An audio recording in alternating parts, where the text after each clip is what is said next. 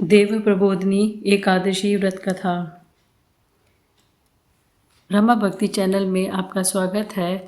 मैं आज देव प्रबोधिनी एकादशी व्रत कथा कह रही हूँ, लेकिन इससे पहले आप मेरे रमा भक्ति चैनल को लाइक करें, सब्सक्राइब करें और शेयर करें। तो शुरू करते हैं देव प्रबोधिनी एकादशी व्रत कथा। ब्रह्मा जी बोले कि हे मुनि श्रेष्ठ, अब आप पापों को नष्ट करने वाली तथा पुण्य और मुक्ति को देने वाली प्रबोधिनी एकादशी का महात्म्य सुनिए। भगीरथी गंगा मनुष्य को तब तक ही फल देती है जब तक कि वह कार्तिक मास की प्रबोधिनी एकादशी नहीं आती।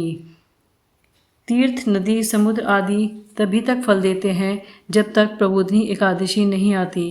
कार्तिक मास शुक्ल पक्ष की प्रबोधिनी एकादशी के व्रत का फल 1,000 अश्वमेघ 100 राजसूर्य यज्ञ के फल के बराबर होता है। नारद जी ने पूछा कि हे पिता, एक संध्या को भोजन करने से, रात्रि में भोजन करने तथा पूरे दिन उपवास करने से क्या क्या फल मिलता है, उसे आप समझाइए। ब्रह्मा जी बोले कि हे नारद, एक संध्या को भोजन करने से 1 जन्म की, रात्रि में भोजन करने से 2 जन्म तथा पूरे दिन उपवास करने से 7 जन्म के समस्त पाप नष्ट हो जाते हैं। जिस वस्तु का त्रिलोक में मिलना दुष्प्राप्य है, वह वस्तु प्रबोधिनी एकादशी के व्रत के प्रभाव से मिल जाती है। प्रबोधिनी एकादशी के व्रत के प्रभाव से सुमेरु पर्वत के समान कठिन पाप क्षण मात्र में ही नष्ट हो जाते हैं। अनेकों पूर्व जन्म के किए हुए बुरे कर्मों को प्रबोधिनी एकादशी का व्रत क्षण भर में नष्ट कर देता है। जो मनुष्य अपने स्वभाव अनुसार इस प्रबोधिनी एकादशी का विधि पूर्वक व्रत करते हैं, उन्हें पूर्ण फल प्राप्त होता है। हे मुनीश्वर, जो मनुष्य श्रद्धापूर्वक थोड़े भी पुण्य करते हैं, उनका पुण्य पर्वत के समान अटल हो जाता है।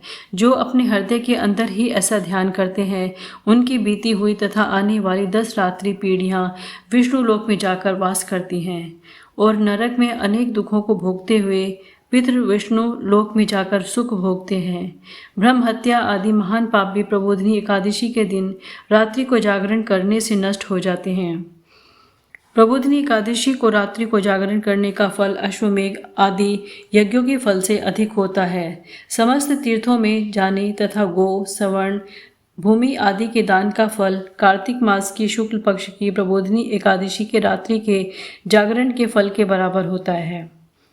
इस संसार में उसी मनुष्य का जीवन सफल है जिसने प्रबोधिनी एकादशी के व्रत के द्वारा अपने कुल को पवित्र किया है। संसार में जितने भी तीर्थ हैं तथा जितने भी तीर्थों की आस की जा सकती है, वह प्रबोधिनी एकादशी का व्रत करने वाले के घर में रहते हैं। मनुष्य को कर्मों को त्यागते हुए भगवान की प्रसन्नता के लिए कार्तिक मास की प्रबोधिनी एकादशी का व्रत करना चाहिए। जो मनुष्य इस एकादशी के व्रत को करता है, वह धनवान, योगी, तपस्वी तथा इंद्रियों को जीतने वाला होता है, क्योंकि वह एकादशी भगवान विष्णु को अत्यंत प्रिय है। इस व्रत के प्रभाव से मनुष्य पुनः जन्म लेता है और इस व्रत के प्रभाव से कामिक, वाचिक और मानसिक पाप नष्ट हो जाते हैं। इस एकादशी के दिन को जो भगवान की प्राप्ति के लिए दान, तप, होम, यज्ञ आदि करते हैं, उन्हें अक्षय पुण्य मिलता है।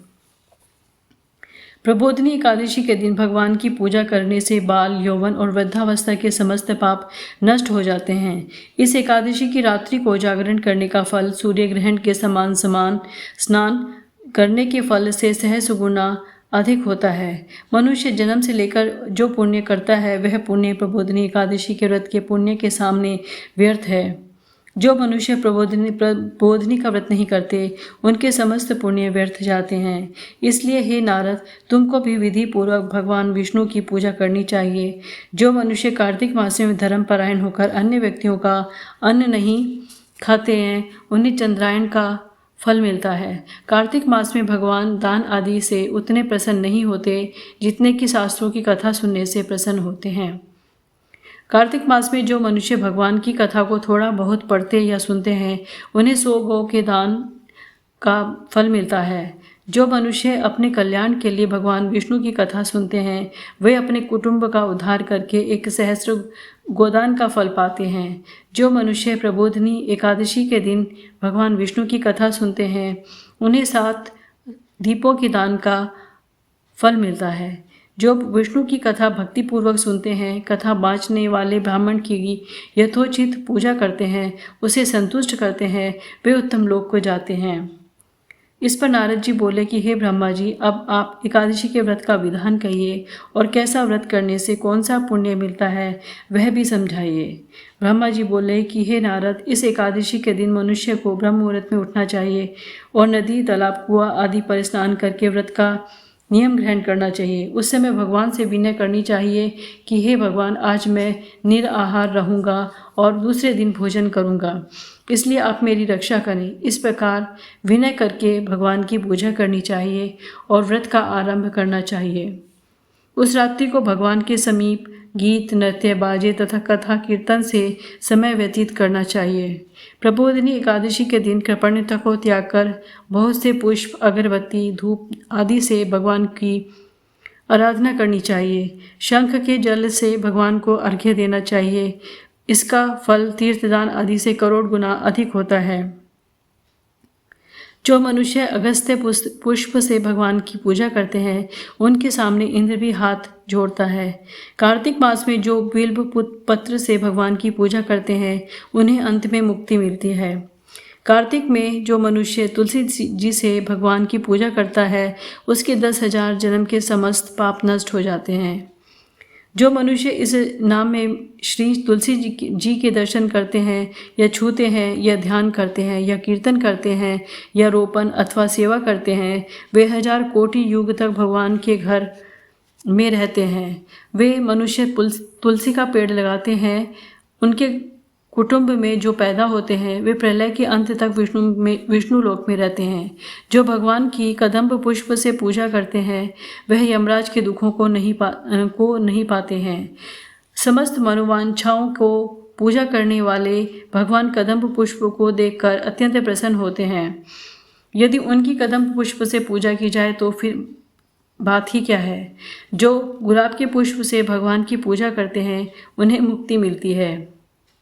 जो मनुष्य बकुल और अशोक के फलों से भगवान की पूजा करते हैं, वह अनंत काल तक शोक से रहित होते हैं। जो मनुष्य विष्णु भगवान की सफ़ेद और लाल कनेर के फूलों से पूजा करते हैं, उन पर भगवान अत्यंत प्रसन्न होते हैं।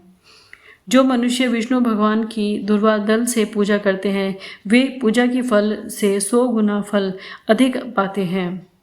जो भगवान की शमी पत्र से पूजा करते हैं, वे भयानक यमराज के मार्ग को सरलता से पार कर जाते हैं। जो मनुष्य चंपक पुष्प से भगवान विष्णु की पूजा करते हैं, वे आवागमन के चक्र से छूट जाते हैं। जो मनुष्य स्वर्ण का बना हुआ केतुकी पुष्प भगवान पर चढ़ाते हैं, उनके करोड़ों जन्म के पाप नष्ट हो जाते हैं। जो भगवान की पीले और रक्त वर्ण वाले कमल के सुगंधित फूलों से पूजा करते हैं, उन्हें श्वेत दीप में स्थान मिलता है। इस प्रकार रात्रि में भगवान की पूजा करके प्रातःकाल शुद्ध जल की नदी में स्नान करना चाहिए। स्नान करने के पश्चात भगवान की प्रार्थना करते हुए घर आकर भगवान की पूजा करनी चाहिए। इसके बाद व्रत के लिए ब्राह्मणों को भोजन कराना चाहिए और दक्षिणा देकर मीठे वाक्यों द्वारा उनको विदा करना चाहिए। इसके उपरांत भोजन को और दक्षिणा से गुरु की पूजा करनी चाहिए। ब्राह्मणों को भूर्यसी दक्षिणा देकर नियम को छोड़ना चाहिए। ब्राह्मणों को यथाशक्ति दक्षिणा देनी चाहिए। जिस ब्राह्मण को रात्रि में भोजन करावें, स्वर्ण सहित बैल दान करना चाहिए। जो मनुष्य रात्रि स्नान करते हैं, उन्हें दही और शहद दान करना चाहिए। जो फल की आशा करते हैं, उन्हें फल दान करना चाहिए। तेल की जगह घी और घी की जगह दूध और अन्नों में चावल दान करना चाहिए। जो मनुष्य इस व्रत में भूमि पर शयन करते हैं, उन्हें सब वस्तुओं सहित शय्या दान करनी चाहिए। जो मौन धारण करते हैं, उन्हें स्वर्ण सहित तिल दान करना चाहिए। जो मनुष्य कार्तिक मास में उपाहन धारण नहीं करते हैं, उन्हें उपाहन दान करना चाहिए। जो इस मास में नमक त्यागते हैं, उन्हें शक्कर दान करनी चाहिए। जो मनुष्य नित्य प्रतिदेव मंदिरों में दीप जलाते हैं, उन्हें स्वर्ण या तांबे के दीप को घी तथा बत्ती सहित दान करना चाहिए। जो मनुष्य चातुर्मास्य व्रत में किसी वस्तु को त्याग देते हैं, उन्हें उस दिन से पुनः ग्रहण करनी चाहिए। जो मनुष्य प्रबोधिनी एकादशी के दिन विधि पूर्वक व्रत करते हैं, उन्हें अत्यंत सुख मिलता, अंत में स्वर्ग को जाते हैं। जो मनुष्य चातुर्मास्य व्रत को बिना किसी विघ्न के पूरा कर देते हैं उन्हें दोबारा जन्म नहीं मिलता। जिन मनुष्यों का व्रत खंडित हो जाता है वह नरक को जाते हैं। जो मनुष्य इस एकादशी के महात्म्य को सुनता व पढ़ता है उसे अनेक गोदान का फल मिलता है।